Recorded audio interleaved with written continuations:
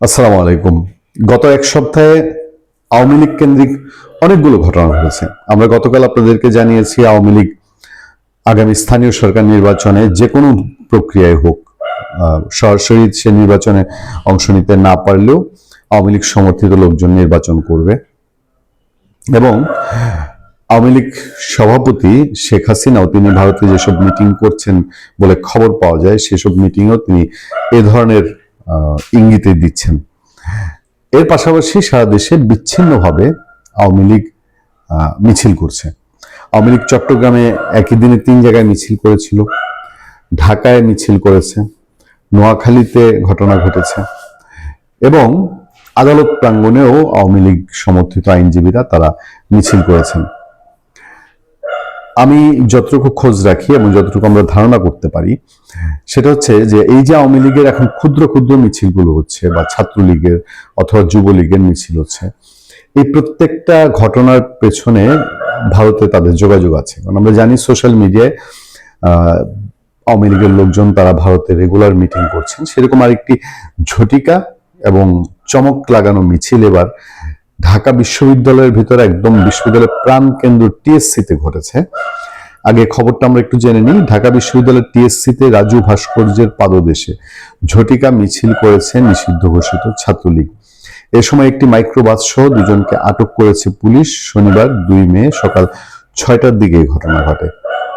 আটকরা হলেন ফারহান তানভীর নাসিফ, ঢাকা বিশ্ববিদ্যালয়ের এফ রহমান হলের 19-20 সেশনের স্টুডেন্ট এবং মাইক্রোবাস চালক রুবেল। মানে ঢাকা বিশ্ববিদ্যালয়ের স্টুডেন্ট এই মিছিলে অংশ নিয়েছে। প্রত্যক্ষদর্শী সূত্রে জানা যায় 10 থেকে 12 জনের একটি দল হঠাৎ করে রাজু ভাস্কর্যের পাদদেশে জড়ো হয়ে মিছিল ও ব্যানার প্রদর্শন করে। পরে তারা দ্রুত একটি কালো হায়েস মাইক্রোবাসে উঠে স্থান ত্যাগ করে। এ সময় ঘটনাস্থলে থাকা আরেকটি হায়েস গাড়ির ড্রাইভার এবং ঢাকা বিশ্ববিদ্যালয়ের এক শিক্ষার্থীকে আটক করে পুলিশ। ঢাকা মেট্রোপলিটন পুলিশের রমনা বিভাগের উপকমিশনার মাসুদ আলম বিষয়টি নিশ্চিত করে বলছেন যে রাজু ভাস্কর্য এলাকায় ছাত্রলীগের ঝটিকা মিছিলের সময় দুজনকে আটক করা হয়েছে, তাদের থানায় নিয়ে জিজ্ঞাসাবাদ করা হচ্ছে। আমার কাছে প্রশ্ন হচ্ছে যে এই মিছিলগুলো দিয়ে আওয়ামী লীগ কি সিগন্যাল দিতে চায়? আওয়ামী লীগ কি এমন বোঝাতে চায় যে তাদের উপরে নিষেধাজ্ঞা যেহেতু এখন তোলা হচ্ছে না এবং কার্যক্রম নিষিদ্ধ রয়েছে, ফলে তারা এখন আস্তে আস্তে তাদের যে তৃণমূলে যে সমর্থন আছে সেই শক্তিটা তারা শো করতে চায়। এবং আপনারা জানেন যে ইউনূস সরকারের আমলে প্রচন্ড কড়াকড়ির মধ্যেও ঢাকায় কয়েক হাজার মানুষেরও পর্যন্ত আওয়ামী লীগ মিছিল করেছিল। সেটা উত্তরাতে হয়েছে, তেজগাঁয়ে হয়েছে, খানিকটা অংশ বিজয় সরণি এলাকাতে হয়েছিল।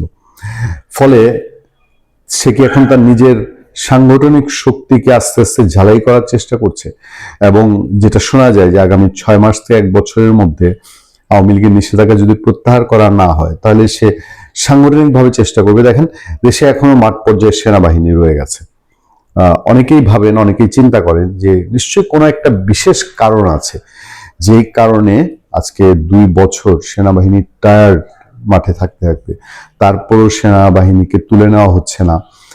নিশ্চয়ই এর পেছনে কোনো কারণ আছে। এখন এটা কি জঙ্গি সম্পৃক্ততার কারণে নাকি দেশের অভ্যন্তরে তো আইন শৃঙ্খলা পরিস্থিতি তো আর ইউনূস সরকারের মতো নাই এখন। ইউনূস সরকারের সময় যে ভয়ঙ্কর অবনতি হয়েছিল সেই সিচুয়েশন তো বাংলাদেশ কাটিয়ে উঠেছে। এমনকি অনির্বাচিত সরকার যেখানে পুলিশ বাহিনীকে একেবারে অথর্ব বানিয়ে ফেলেছিল, একটা নির্বাচিত সরকার এসে সে পুলিশ বাহিনীকে নিজের মতো করে গোছানোর চেষ্টা করছে।